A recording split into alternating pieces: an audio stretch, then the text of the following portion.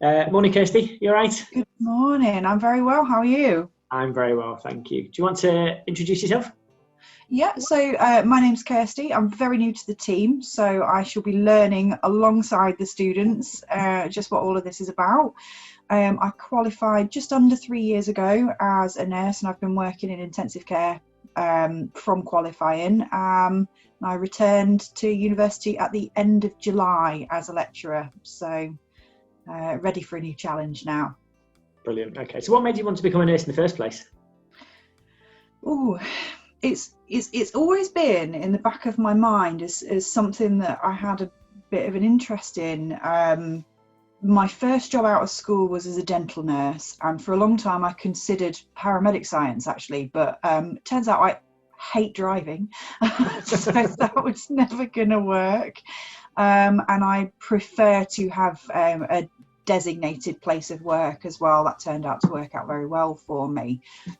So over time, that idea kind of evolved into, well, maybe nursing's right for me instead. I've always liked working alongside people. I've always liked to feel not just useful but helpful. And I always do kind of enjoy those things that gross everybody else out a little bit, you know, pimple popping videos and stuff, the stuff that nurses like to find a bit satisfying and a bit gross. I've always loved those. So it was just the right job for me, really.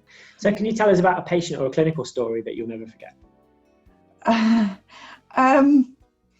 once had a patient who he had come in after I think he'd been partying a bit too hard, so an unintentional drug overdose, and this man had ended up with us. He'd been found in the middle of the street, and he was with us for a couple of days just while we regulated his body systems until he was ready to wake up and take charge of them himself again. So I looked after him on the ventilator for a couple of days, and it was myself that extubated him. And the minute he had the tube out and he was breathing for himself, he was adamant he was going home. Thank you very much for all the care, but I am not staying in hospital a minute longer. And the thing that always sticks with me is that he just went, I'm really grateful, you know, NHS, you do the best, peace out. And then walked out of the department, and we never saw him again. So I think he had a happy ending because he seemed absolutely fine when he left. But just the variety of people that you get through the door, some of them will stay with you for life, and some of them will make you very sad, but some of them, like that man, they'll make you laugh and you'll grin every time you think about them. Yeah. Brilliant. So what made you move into lecturing? I've always been a bit of a geek. I liked the academic side of it. I like the learning side, and I don't want to make people think that once your degree is over, you stop learning. You certainly continue in your clinical career. There's way too much for you to ever learn. But I missed a classroom environment, and I also very much enjoyed teaching to students and newly qualified nursing staff at the bed space while I was in my clinical post. If I ever have the feeling that I want to do some clinical work, I have the benefit of having a nursing PIN number, and I can always pop in for a shift here and there and find the satisfaction of nursing that way, and I can get to enjoy my geeky side and get involved in learning a bit more. Yeah. Okay, so if you weren't a nurse, what would you be doing? My previous degree was in geology, so I'd be doing something completely different. I would probably be working for somebody's local council somewhere, either running the parks or environmental consultation. So it would be a completely different path. I look back on myself and I do think I struggled through that degree, and it's because it wasn't the right subject. So I think present me in another universe would know that there's something missing from their life. So yeah, probably that. But I don't think I'd be as happy as I am. Okay, that's good. It's good to know. Have you got hobbies and things outside of work?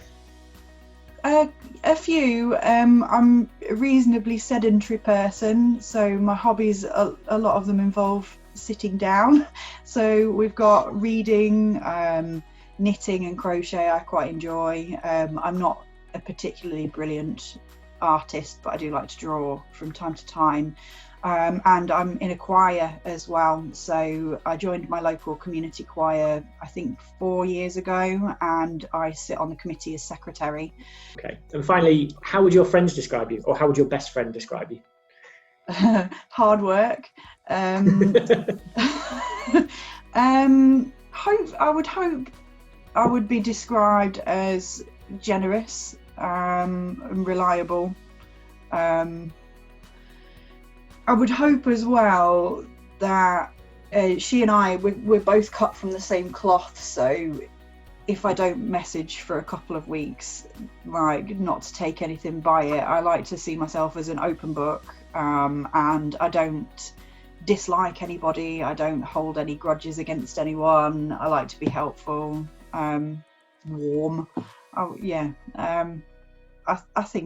I think that's the way Lizzie sees me. It's how I would like people to see me. So yeah. Brilliant. Well, that's good. It's been really good to get to know you, because I don't really know you at all, Kirsty, apart from sort of the brief times we've spent together when I've been at the front of the classroom.